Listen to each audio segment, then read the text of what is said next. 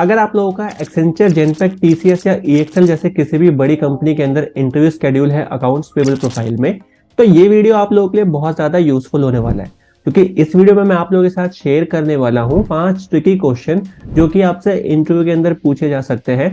आपका जो question number 5 होने वाला है वो तो मोर देन 60% कैंडिडेट ठीक से आंसर नहीं कर पाते, तो मेक श्योर आप लोग वीडियो को एंड तक जरूर देखें ताकि आप लोग भी बाकी कैंडिडेट्स की तरह कहीं गलती ना कर बैठे। हेलो दोस्तों, मेरा नाम है अंकित और आप लोग देख रहे हैं कॉर्पोरेट वाला। अगर आप लोगों ने अभी तक चैनल को सब्सक्राइब नहीं किया है तो प्लीज इसको सब्सक्राइब कर लो, क्योंकि मैं यहाँ पे आप लोगों के लिए ऐसा ही बहुत सारा यूजफुल कंटेंट बनाता हूँ। तो बिना देरी किए चलिए वीडियो को शुरू करते हैं।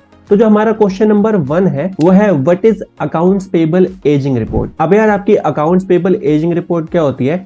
कंपनी के पास जितने भी वेंडर होते हैं उनसे जितना भी अमाउंट अभी तक पेबल होता है या जितना भी अमाउंट अभी ड्यू होता है उसकी एक रिपोर्ट जनरेट करती है अकाउंट्स पेबल टीम, जिसको हम लोग अकाउंट्स पेबल एजिंग रिपोर्ट भी कहते हैं। इस रिपोर्ट के अंदर वो लोग क्या करते हैं, 0 से 30, 31 से 60, 61 से 90 और सो ऑन, ऐसे ही जो आपका एजिंग है वो मेंटेन करती है कि कब से अभी तक पेमेंट नहीं हुई है। आपके रेफरेंस के लिए मैं स्क्रीन पे भी आपको दिखा रहा हूँ, कुछ इस तरीके की दिखती है आपकी अकाउंट्स पेबल एजिंग रिपोर्ट। तो ये तो हो गई आपके अंडरस्टैंडिंग की बात। अब बात करते हैं अगर आपको इंटरव्यू में इसको आंसर करना हो तो आप लोग कैसे कह सकते हैं। The accounts payable ageing report is a document that shows a summary of companies outstanding payable और unpaid bills.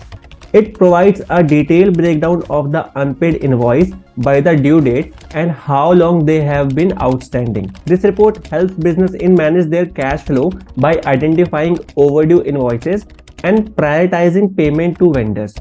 It is an important tool for accounts payable department to monitor and manage companies payable effectively. Okay, great. बढ़ते हैं हमारे second question की तरफ। Why it is important to pay vendors on time and how do you ensure that payments are made on time? तो एक बार खुद ही सोच के देखो, आखिर क्यों जरूरी है कि हम लोग वेंडर को टाइम पे पेमेंट करें। अगर हम लोग किसी भी वेंडर को टाइम पे पेमेंट करते हैं तो उसके साथ एक अच्छा रिलेशनशिप बिल्ड होता है, आपका क्रेडिट वर्दीनेस बनता है, आपकी मार्केट में एक अच्छी रेपुटेशन क्रिएट होती है। तो ये वो सारे रीजन है जिसकी वजह से आप लोग चाहोगे कि वेंडर को हम लोग टाइम पे पेमेंट करते रहे।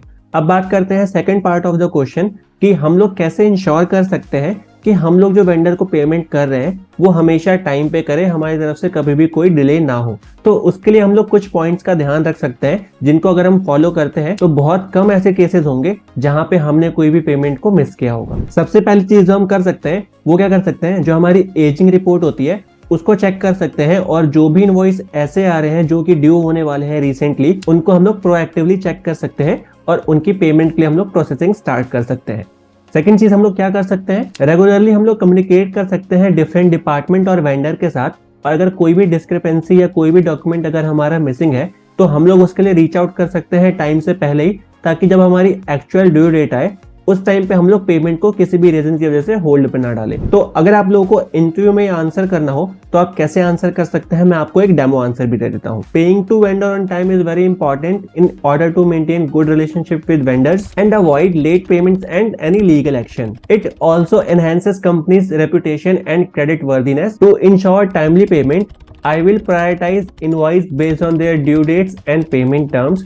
Communicate regularly with vendors in order to resolve any discrepancies. I will learn existing process in detail and will constantly work on finding areas of improvement. In addition to this, I will notice if there is any challenge which we might face related to payment. I will communicate to my seniors proactively and we can collectively decide how or what should be our next step in this situation. Okay, great. बढ़ते हैं हमारे next question की तरफ। What are few of the critical documents involved in the accounts payable process? तो अगर आप लोग मेरे चैनल को फॉलो करते आ रहे हैं तो आप लोगों ने मेरी P2P की प्रीवियस वीडियोस को जरूर देखा होगा। अगर आप लोगों ने अभी तक वीडियोस को नहीं देखा है तो जो मेरी P2P की प्लेलिस्ट है आप उसको जरूर चेकआउट कर लेना, और अगर आप लोगों ने ऑलरेडी देख रखा है तो आप लोग इस क्वेश्चन का आंसर बहुत ही इजिली कर पाओगे। आपके कौन कौन से ऐसे क्रिटिकल डॉक्यूमेंट्स हैं जो कि आपके P2P या फिर अकाउंट्स पेबल प्रोसेस के अंदर इन्वॉल्व होते हैं।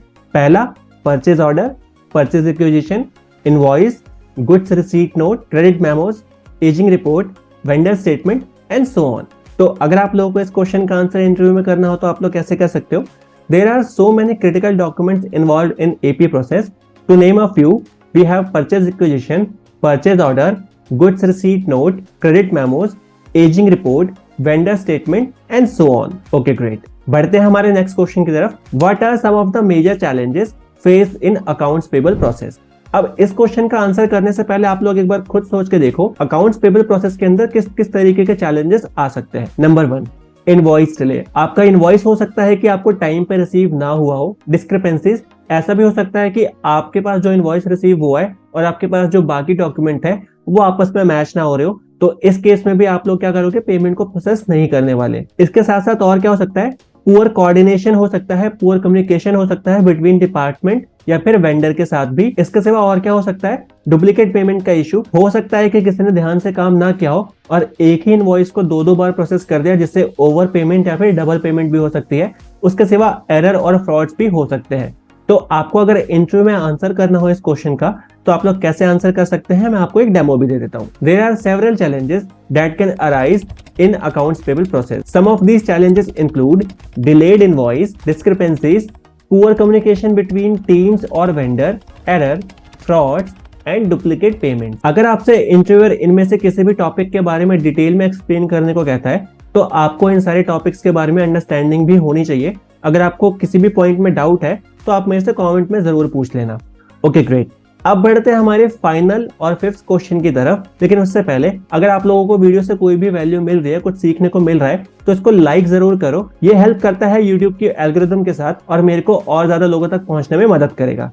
ओके, अब बढ़ते हैं हमारे 5th क्वेश्चन की तरफ। What are duplicate invoice, how will you identify them and how will you ensure that we are not making duplicate payments? तो डुप्लीकेट इनवॉइस हमने पिछले क्वेश्चन में ऑलरेडी कवर कर लिया। डुप्लीकेट इनवॉइस क्या होता है, कोई भी ऐसा इनवॉइस जो एक से ज्यादा बार अगर एपी टीम प्रोसेस कर देती है तो उसको हम लोग क्या कहते हैं, डुप्लीकेट इनवॉइस। अब डुप्लीकेट इनवॉइस प्रोसेस करने से क्या होता है, आपकी या तो पेमेंट डबल हो गई होगी या फिर ओवर पेमेंट हो गई होगी। तो इसको हम लोग आइडेंटिफाई कैसे कर सकते हैं। Number 1, review all the invoice carefully and compare them to previous invoices from the same vendor to ensure they are not duplicates. Number 2, use accounting software to track and identify potential duplicate invoices. For example, we can use Oracle or SAP.